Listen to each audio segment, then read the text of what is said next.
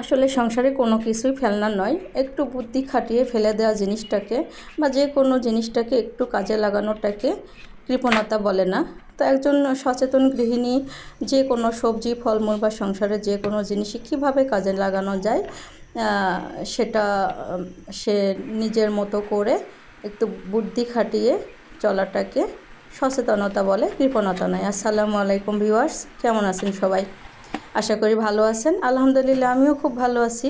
তো আজকে আপনাদের সাথে শেয়ার করতে যাচ্ছি তরমুজের খোসা দিয়ে একটি রেসিপি। এটা একটি ডেজার্ট হিসাবে আমি আজকে আপনাদের সামনে শেয়ার করব বা উপস্থাপন করব।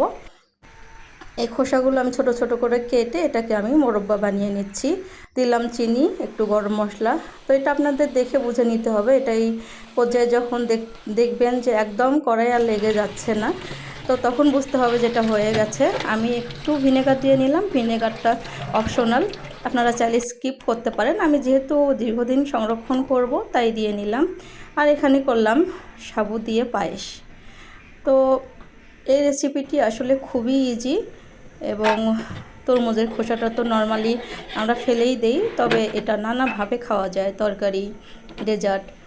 তো আজকে আমি আপনাদের সামনে এটা উপস্থাপন করলাম।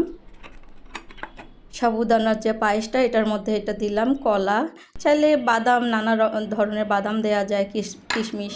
তো আপনাদের যেটা হাতের কাছে থাকবে সেটাই, এমন না যে এগুলো দেখিয়েছি বলে এগুলোই দিতে হবে। আর দিলাম একটু আইসক্রিম। তো যাই হোক, মূলত এই রেসিপিটা আমি রমজানে করেছিলাম। সৌন্দর্য বৃদ্ধির জন্যে একটু আমি রুয়াবজা দিয়ে নিলাম। এটাও অপশনাল, স্কিপ করা যাবে, দিতেই হবে এমন কোনো কথা নেই।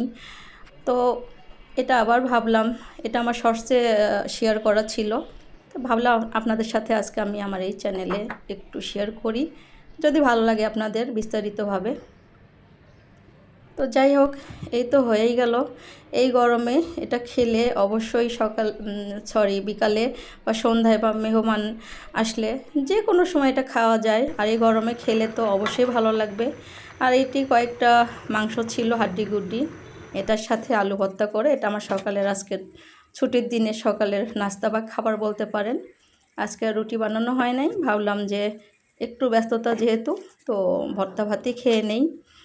তো এটা আমাদের উত্তরবঙ্গের ছোট ছোট আলু। আমরা ছোট আলু ছাড়া বা বড় আলু দিয়ে ভর্তা খাই না। আর এটা তো বাটনা, এটা ছাড়া আমাদের আসলে ভর্তা খাওয়াই হয় না। এটাতেই আমরা সাধারণত ভর্তা খাই, আমরা হাতে ভর্তা করতে পছন্দ করি না। তো যাই হোক, এই তো খুব সাধারণভাবে আজকে শেয়ার করলাম আমার এই ছোট্ট ভিডিওটি। বা আমি ভবিষ্যতে যখন চ্যানেলটা আরেকটু এগিয়ে যাবে, আরেকটু পুরনো হবে, তখন আপনাদের সাথে আরও ভালো ভালো কিছু শেয়ার করার চেষ্টা করবো ইনশাল্লাহ, এবং সেটা ব্লগ আকারে। তো বিদায় নিচ্ছি। আল্লাহ আপনাদের সবাইকে সুস্থ রাখুন। আল্লাহ হাফেজ।